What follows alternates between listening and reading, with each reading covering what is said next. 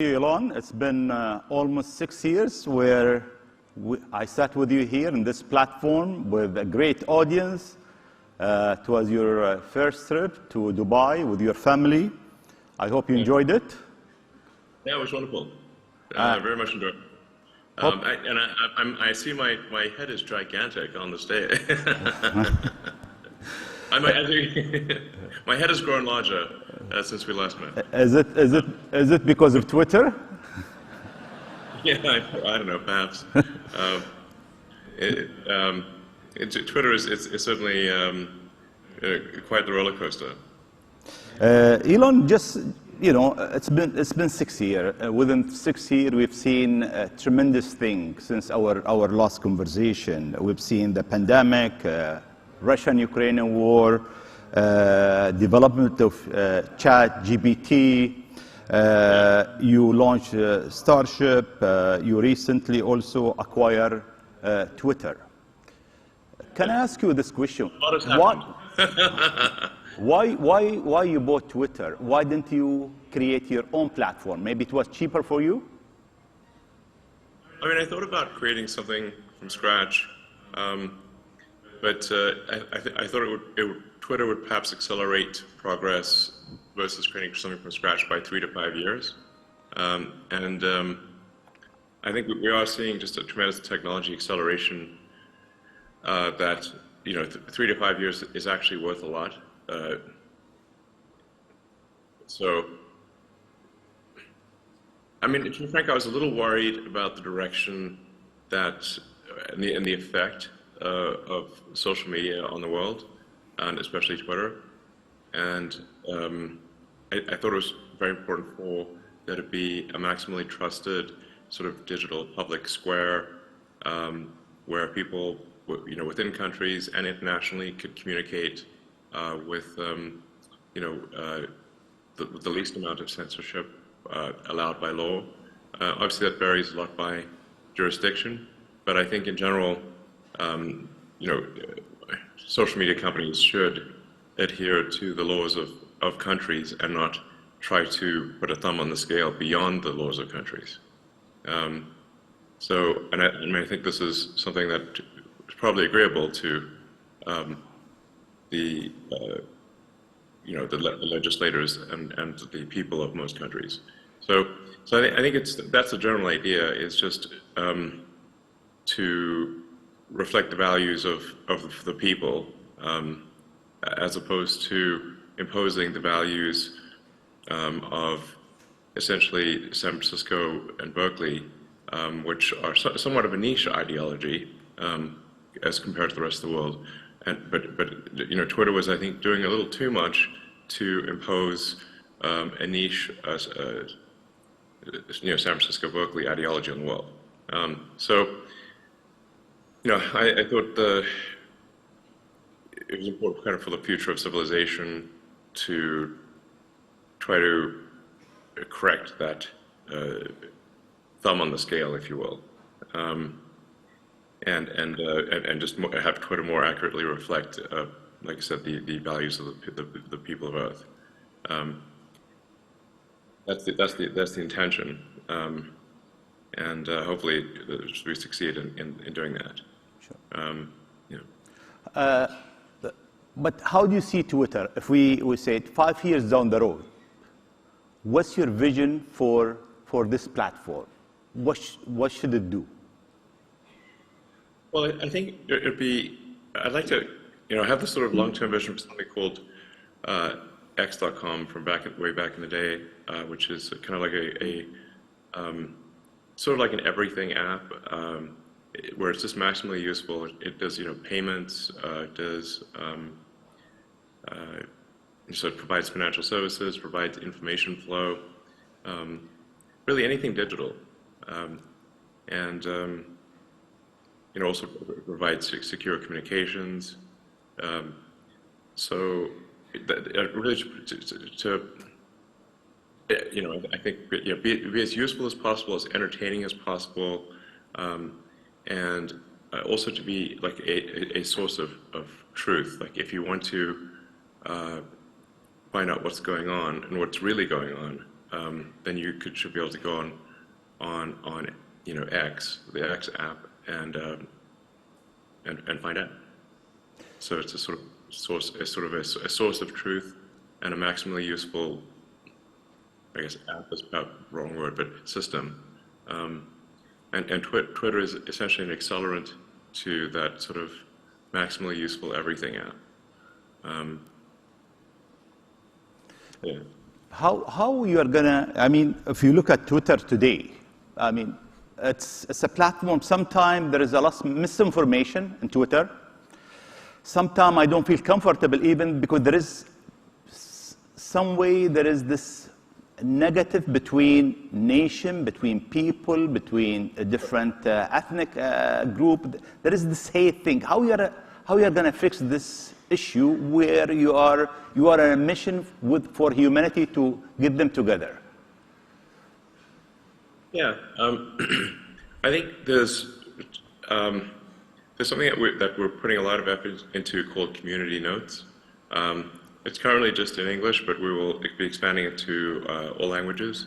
That is, I think, quite a good way to assess the truth of things, where it's the community itself, basically the people of Earth who are basically, not exactly voting, but competing to provide the most accurate information.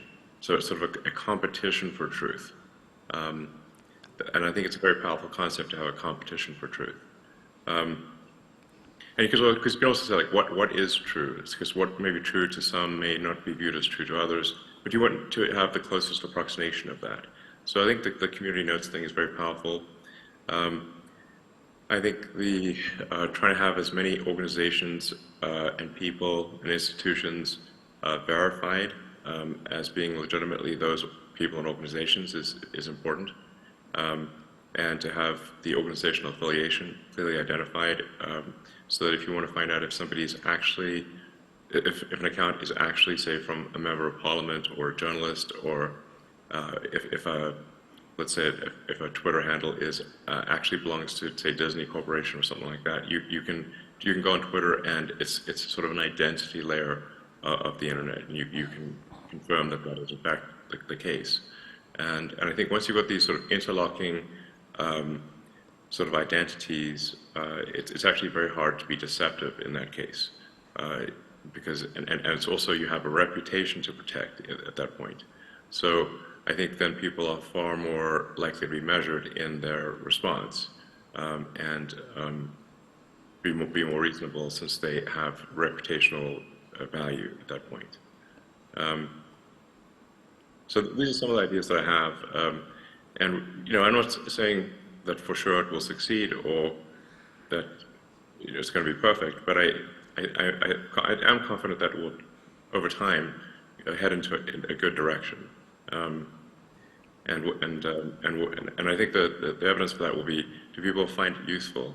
As we're measuring sort of the total user minutes, but not just user minutes, unregretted user minutes is, I think, the key figure of merit. Because while, for example, TikTok has a very high usage, I often hear people say, well, I spent 2 hours on TikTok, but I regret those 2 hours. I'm not trying to knock TikTok, but it's just, we don't want that to be the case with Twitter. We want to say, like, okay, you spent half an hour on Twitter, but you found it to be useful and entertaining and a good thing in your life. And ultimately be a force for good for civilization. That's the aspiration. Thank you. Elon, we have over 150 government within the World Government Summit, global leaders. They have 8 billion customers, their citizens.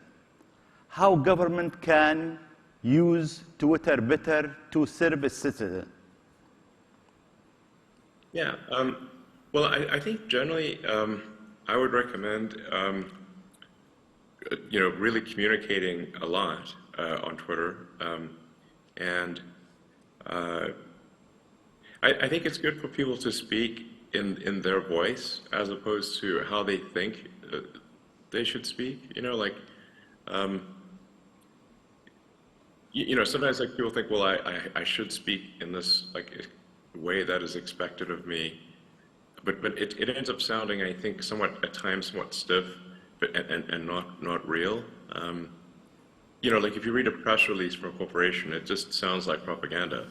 So I would like encourage CEOs and of companies and you know, legislators and you know, ministers and so forth to speak authentically and to, you know, if there's a, say, a particular policy, to explain it. And I think there's, you know, sometimes a concern about criticism, but I think at the end of the day, you know, having some criticism is fine. You know, it's really not that bad. I mean, I'm constantly attacked on Twitter, frankly, and I don't mind. It's you know, you have to be somewhat thick-skinned, I suppose, at times. You know, just because they really will try to twist the knife. But I think just like I said, just as a forum for communication, it's great, and I would just encourage more communication. And like I said, to sort of speak in an authentic voice, like sometimes people will have someone else be their sort of Twitter manager or something like that, and I think people should just do their own tweets. You know, it sounds and like sometimes you make a mistake or something, it's fine, but I think just doing your own tweets, just like you would do your own, you know, you give a talk here, or you would, you know, have a meeting at a summit or something. I think that's the way to do it, is to actually do the tweets yourself, and convey the message that you want directly. Yeah. So, but you know, I mean, one thing I should say, and I know this is called the World Government Summit, but I think we should be maybe a little bit concerned about actually becoming too much of a single world government. If I may say, that we want to avoid creating a civilizational risk by having, frankly, this may sound a little odd, too much cooperation between governments. You know, if you look at, say, at history and the rise and fall of civilizations, that really all throughout history, civilizations have risen and fallen, but it hasn't meant the doom of humanity as a whole, because there've been all these separate civilizations that were separated by great distances. And so, you know, say like while Rome was falling, Islam was rising, and so you had like a, you know, the sort of caliphate doing incredibly well while Rome was doing terribly. And that actually ended up being a source of preservation of knowledge and many scientific advancements. And so, so I think we want to be a little bit cautious about being too much of a single civilization, because if we are too much of a single civilization, then if the whole thing may collapse. I'm obviously not suggesting war or anything like that, but I think we want to be a little bit wary of actually cooperating too much. It sounds a little odd, but we want to have some amount of civilizational diversity, such that if something does go wrong with some part of civilization, that the whole thing doesn't collapse, and you know, humanity keeps moving forward. Thank you. I hear you. I agree and disagree with you at a certain point, and I think, you know, today people, they don't fight with sword anymore. I mean, they have nuclear weapons. So if there is this conflict, the whole civilization will be gone. The whole human civilization will be gone.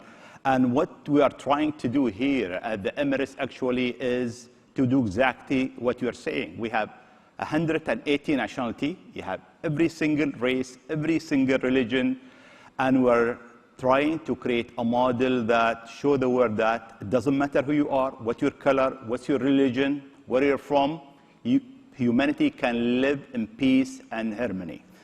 Yeah, I mean, that would be great. My last question, I'll go to Twitter again, then we'll move out of Twitter if you allowed us. I mean, you've been running Twitter as the chairman, as the owner, as the CEO, and that's take a lot of time. Did you identify a CEO and when you are going to hire him? Well, I think I need to stabilize the organization and just make sure it's in a financially healthy place, and that the product roadmap is clearly laid out. So I don't know. I'm guessing probably towards the end of this year would be good timing to find someone else to run the company, because I think it should be in a stable position around at the end of this year. Elon, if we move to other subject, I mean, at the summit here, we have speakers who speak about state of the world, state of geopolitical of the world for the next 10 decades, state of the economy of the world, now and the next 10 years. If I ask you about the state of technology, if you can elaborate a bit and brief us, how do you see technology in the next 10 years from now?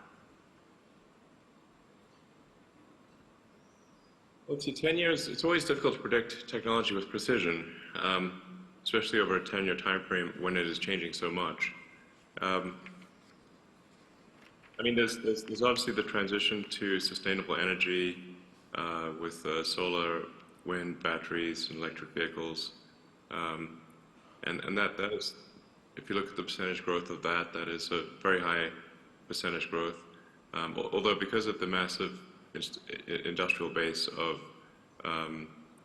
the current sort of fossil fuel economy, even if all, for example, if electric cars were 100% of production immediately, it would take 20 years to replace the fleet. So this is still something that is quite gradual.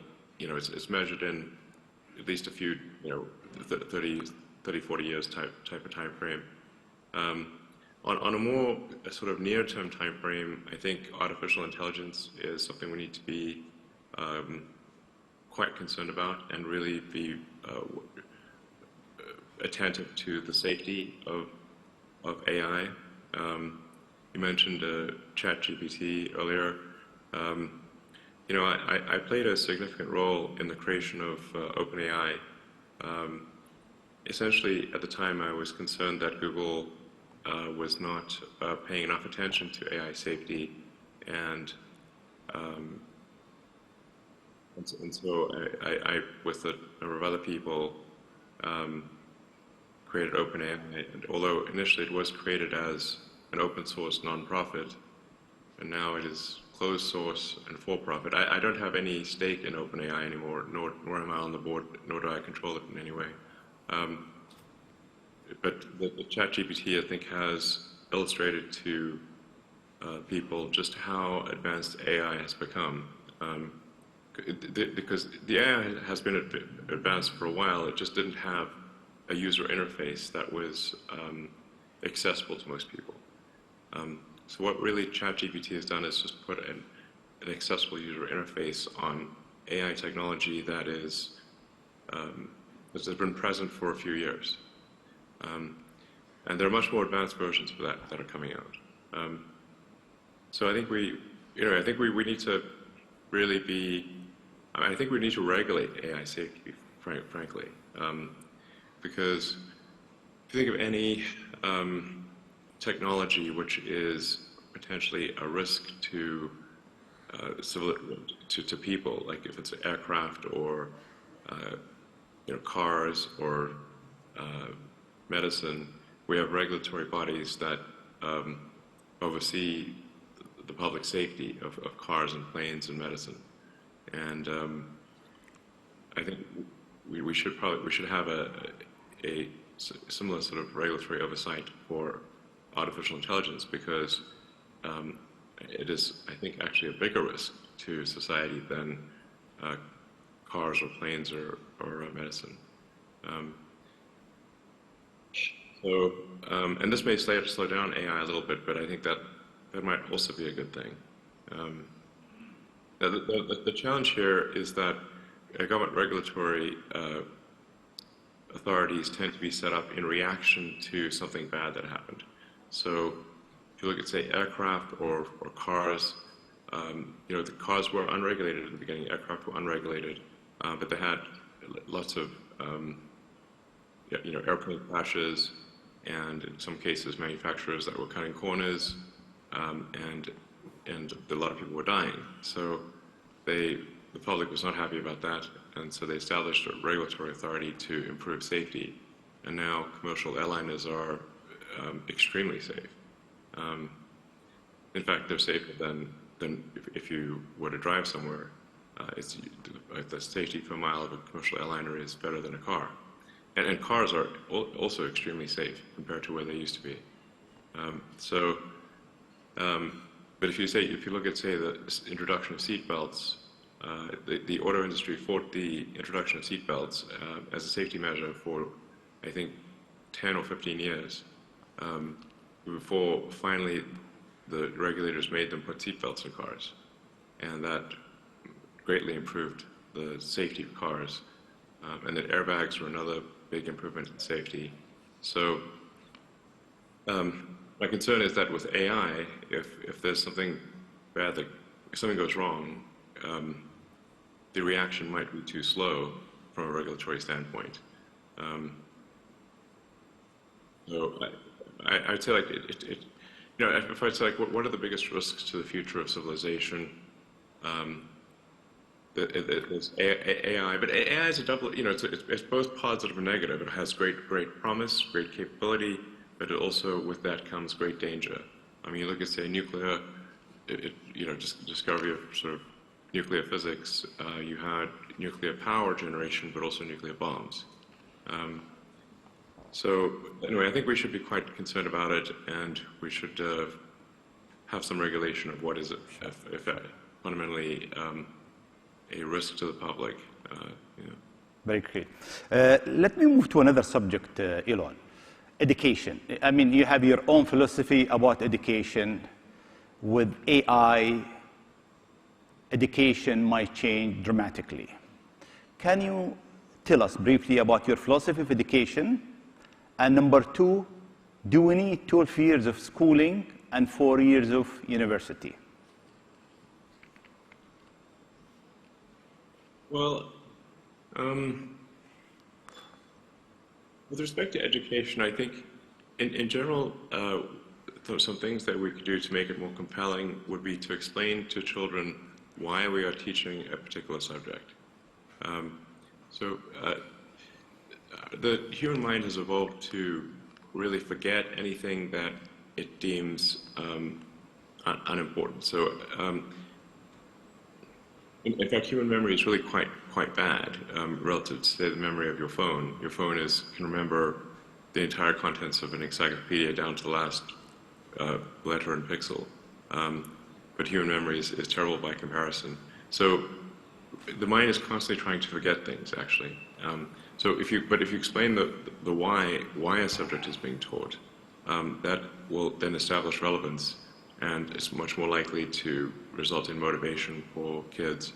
And then also, if you teach knowledge, especially in the sciences, as solutions to a problem, it's much more effective. So, like, let's say you're trying to understand an internal combustion engine. Well, it's actually better to sort of take that apart and then say, okay, well, what tools do we need to use to take it apart? We need a wrench and screwdriver and various other things to take it apart. Well, then you understand that the reason for the tools. And so, like, for mathematics and are like tools in physics and engineering. But if you teach to the problem and then you understand, then you establish the relevance of the tools, then it's actually much easier to remember mathematics and physics because they help explain how the world works, as opposed to teaching them without explaining why and simply teaching them. It's like, instead of teaching to the problem, currently people teach the tool. It would be like having a course on screwdrivers or a course on wrenches. but not understanding why you have a course you're learning about screwdrivers and wrenches. I think this is really quite a fundamental principle that should be applied in education. And I think sometimes we do teach classes that children do not find useful, and where the answer to the why is actually not going to be a very good answer. Most people, I think, do not find advanced mathematics useful and are unlikely to find it useful in their life. Or the elements that they do find useful can be taught very quickly as general principles. I also think that critical thinking is something that should be taught to children at a relatively young age, as effectively like a mental firewall, to really think about when somebody tells you something, is it cogent, is it true, or what is the probability that it is true? And so that you can be taught to reject things that are untrue or more likely to be untrue, and favor things that are more likely to be true. Critical thinking, I think, is very helpful for people to learn. So is it 12 years of schooling you are with, or without 12 years? 12 years is a long time, I suppose. But I mean, humans just do take a long time to mature. So there's emotional maturity, physical maturity, and mental maturity that is happening simultaneously with the education. I mean, I suppose it could be done in 10 years. Perhaps it does not need 12. But then is someone mature at age 16? They're more likely to be mature at age 18. So I guess 12 years is probably not bad. We probably don't need an additional 4 or 5 or 6 years in college or university. That seems probably excessive.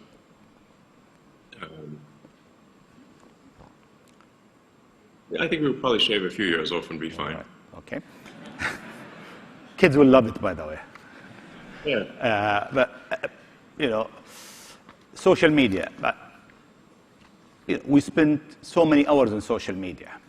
I mean, the average sometime in certain country, 3-4 hours on social media. And sometimes when we go to our kids, we see them spending also long hours. Part of it's knowledge. Do you have any rule for your kids? I mean, how much they can spend on social media? I've generally not tried to restrict social media for my kids, although that might have been a mistake.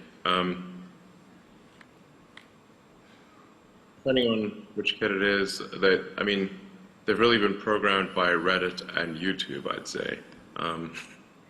More than anything else, Reddit and YouTube. I think probably I would limit social media a bit more than I have in the past. And just, let's take note of what they're watching, because I think, at this point, they're being like programmed by some social media algorithm, which you may or may not agree with. So I think probably one needs to supervise children's use of social media, and be wary of them getting programmed by some algorithm written in the Silicon Valley, which may or may not be what you want. Elon, you've been working very hard. I mean, since 6 years ago we met, you look much younger, by the way, than 6 years ago. Thanks. You look great too. But I know that you've been working for almost 20 hours a day. You sleep in the sofa in the office, maybe a Twitter office, Tesla office. You told me once I was with you at Tesla's office. How do you balance your life? Yeah. I mean, with this stress, with so many different, you're in so many different company parallel. How do you balance it? Well, I should point out that a 20-hour workday is relatively unusual and rather painful. But I do sleep 6 hours a night. So, and if I sleep less than 6 hours a night, I find that I might be awake longer, but I get less done. So, But I do work a ridiculous amount, I think, relative to most people, in that it's pretty much 7 days a week, and mostly from when I wake up to when I go to sleep. I'm not suggesting this is good for everyone, and I think, frankly, I would like to work a bit less than that.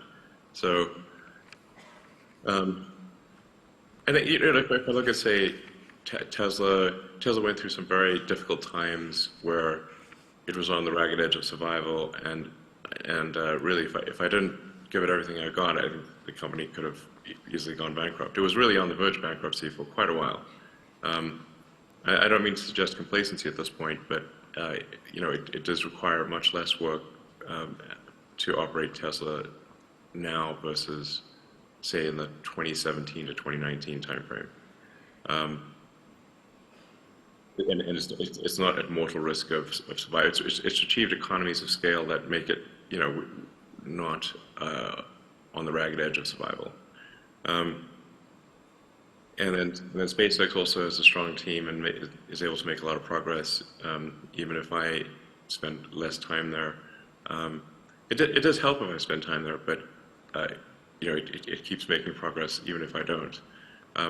Twitter is still somewhat of a startup in reverse, and so there's a lot of work required here to get Twitter to a sort of a stable position, and like I said, to really build the engine of engineering, of software engineering at Twitter, and have it,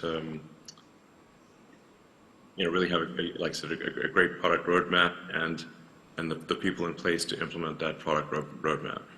And so it is not my intention to work like crazy. I think I would be comfortable with a mere 80-hour work week. Would be fine. All right. And that is what I would aspire to. Thank you. We are running out of time. I have one last question I have to ask you. Sure. 3 UFO been shot, one over Alaska, Lake Huron, and Canada. Alien, no alien? I don't think it's aliens, no. Okay. I do find the whole question of aliens a very interesting one. What is typically called the Fermi paradox, which is that if the universe is really as old as science seems to think it is, and where are the aliens? Have we really been around for 13.8 billion years? If so, shouldn't there be aliens all over the place? The crazy thing is I've seen no evidence of alien technology or any alien life whatsoever, and I think I'd know. SpaceX, we do a lot. I think I know. I don't think anyone knows more about space, than me, or at least the space technology. But I think it's actually a troubling thing if there are no aliens as well, which is that what that actually could mean then is that sort of civilization and consciousness is like a tiny candle in a vast darkness, and a very vulnerable tiny candle that could easily get blown out. And I think we should therefore take great care with what may very well be this tiny candle in a vast darkness, and make sure that it does not go out, and that we extend the light of consciousness beyond Earth, and do everything we can to ensure that the light of consciousness does not go out. Elon, we run out of time. Thank you very much, and hopefully to see you next year with us here in the Emirates with your family. Sounds good. And thanks so much. Thanks again for having me. Thank you. Thank you. We'll see you. Bye-bye. Bye-bye. Thank you.